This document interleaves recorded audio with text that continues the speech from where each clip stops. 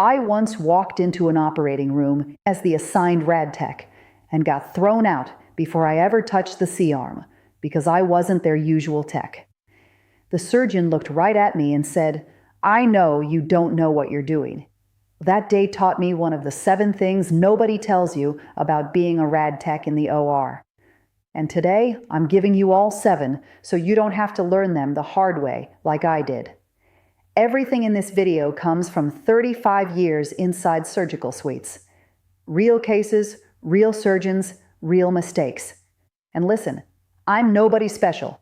I am an RT just like you, and we all speak the same language.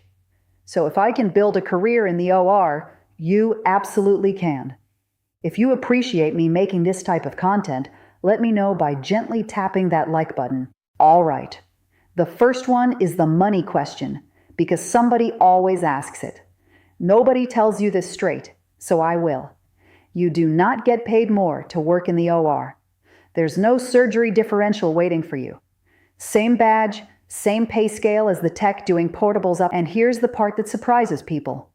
It's still the best place to be as an RT, and most techs who make it into the OR never want to leave. Think about what your day actually looks like in there. You're not grinding through a waiting room full of outpatients. You're part of a surgical team watching live anatomy on your monitor, positioning a C-arm around a sterile field while a surgeon operates inches away. Every case is different. Every room teaches you something. You're doing the one job in radiology that most techs are too intimidated to even try. So when people ask me, why would I go to the OR if the pay is the same? My answer is simple. Because the pay is not the point. The skill set is the point. The relationships are the point. And by the end of this video, when we get to number 7, you're going to understand exactly why that skill set is worth more than any differential. Just hang with me, because these build on each other. Next up is the one nobody wants to say out loud. Territorial techs are real. Here's how it happens. A tech gets into the OR, discovers everything I just described, and falls in love with it. They never want to go back to the department again. And some of them, not all, but some, start protecting that position like it's their territory. They want other RTs to be scared of the OR. They'll talk up the pressure, the yelling, the sterile field horror stories, because your fear is their job security. If everyone else in the department is terrified to cover surgery, guess who can never be floated out of it?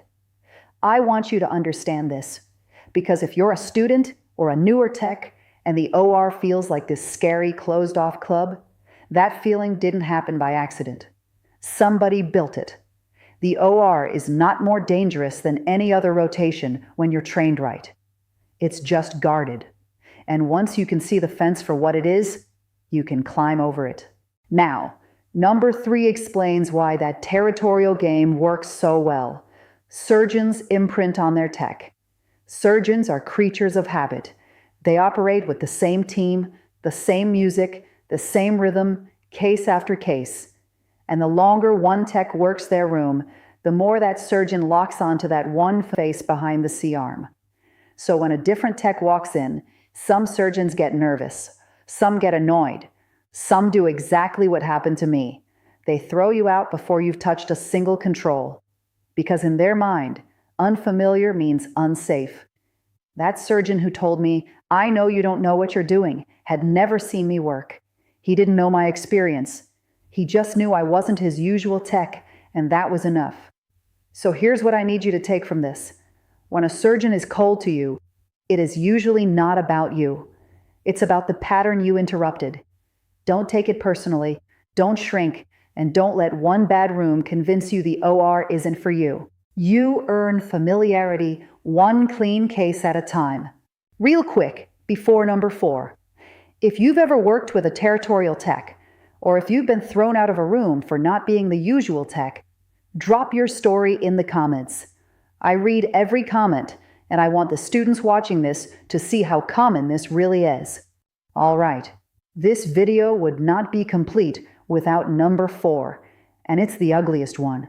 Some techs who train you will sabotage you. I've seen it done, and I've had it done to me. Here's what it looks like, because it's subtle. They don't refuse to train you. They train you just enough to get in trouble. They show you where the machine goes, and nothing else. They don't tell you the surgeon's pet peeves.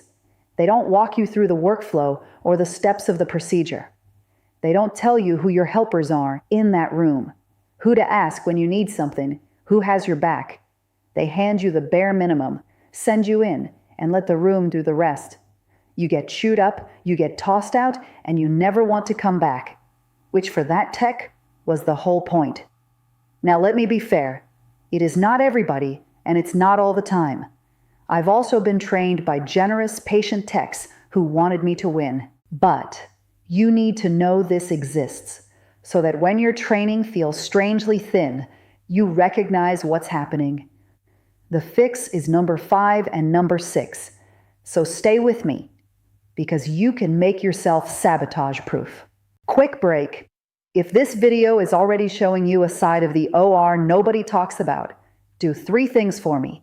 Subscribe, like, and share this video with other RTs and students you know. My whole goal here is to open up the conversation so we help each other become successful in the OR instead of gatekeeping it. The more of us talking about this, the fewer techs get eaten alive in there. Number 5, nobody teaches you real rapport. In school, you get surgical etiquette. Don't touch the sterile field. Watch your lead. Stay out of the way. That's about it. And etiquette keeps you out of trouble, but it will never make you part of the team. Rapport is a completely different skill, and it's the one that actually determines your career in the OR. Rapport means you get to know everyone, the nurses, anesthesia, the surgical techs, the cleaning crew, everybody.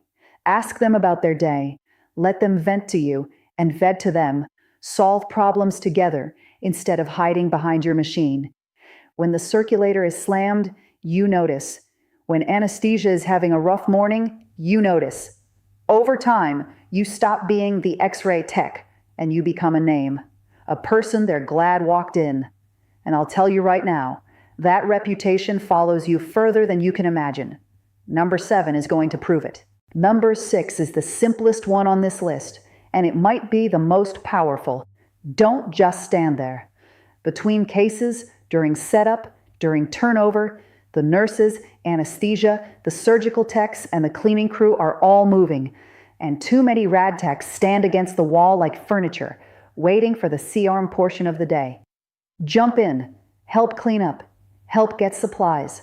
If you're not needed in the room and someone needs something, run and grab it, so the nurse doesn't have to leave the room. I'm telling you, that does not go unnoticed. That scores big points. You will be remembered for it, and honestly, it's just the right thing to do. You want to be part of the team, and teams are built during turnover, not during the case. The techs who get requested by name, the ones surgeons trust, the ones nobody ever tries to push out of the OR, they are almost always the ones who help. And by the way, if you know a student or a newer tech who's scared of the OR, share this video with them right now. This is exactly the conversation somebody should have had with them already. Okay, number 7. I saved this one for last because it changed my entire life, and almost no RTs see it. The OR is your gateway to a corporate career. Stryker, Arthrex, Medtronic, Philips, Siemens, GE, every major medical device company out there is looking for people with extensive OR experience. For sales roles, for applications roles, for clinical specialist roles. And most RTs assume you have to be a nurse, a surgical tech, or a scrub tech to get those jobs. You don't. I know, because I'm living it. After roughly 25 years working the OR in hospitals, I moved into a corporate career as a surgical imaging specialist for a C-arm company.